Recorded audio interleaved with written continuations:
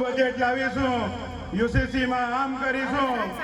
મિત્રો, હું અહીંથી કહેવા માંગુ છું, આજે ઇલેક્શન છે એટલે બધા આવીને અહીંથી કેટલું બધું ભાષણ કરી ગયા કે મનસુખલાલ આમ હતા, મનસુખલાલ કહે છે કે ચેતરભાઈ આમ હતા.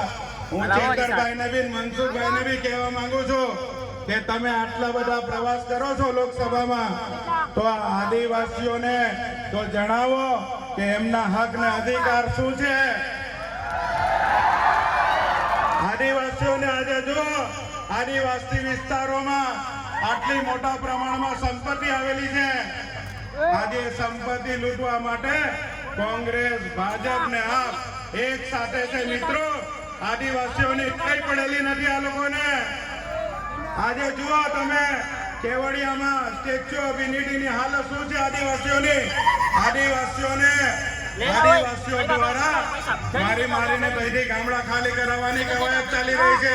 નાના મોટા ગલ્લા નાખીને ધંધો કરે છે, એને બી પોલીસ દ્વારા ખસેડી દેવામાં આવે છે. નહીં આદિવાસી વિકાસની વાતો કરે છે. પૂછતા શીખી જાઓ, પૂછો તમે કે ભાઈ અમારા આદિવાસીઓનો આટલા મોટા બજેટ આવે છે એ જાય કઈ છે. જ્યાં સુધી આ પબ્લિક તમે જાતે નહીં જાગો ત્યાં સુધી આ લોકો આવું શાસન કરતા રહેશે. મનસુખભાઈ આવે કે ચેતરભાઈ આવે, પૂછજો આ ગુજરાતમાં આદિવાસીઓનું કેટલું બજેટ છે.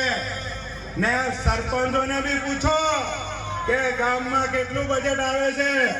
આજે આ ગુજરાત સરકારે દરેક ગામડોમાંથી 30% બજેટ કાપી લીધું. એ લોકોના પોતાના અધિકારની વાત છે. લોકો પૂછતા નથી એટલે એ લોકો મન ફાવે તેવી રીતના આ સરપંચો એના મન ફાવે તેવો વહીવટ કરે ને ટીડીઓ સાથે મળીને બધું સગે વગે કરી દે છે. મિત્રો, આપણે આશા રાખ્યા કરીએ છીએ.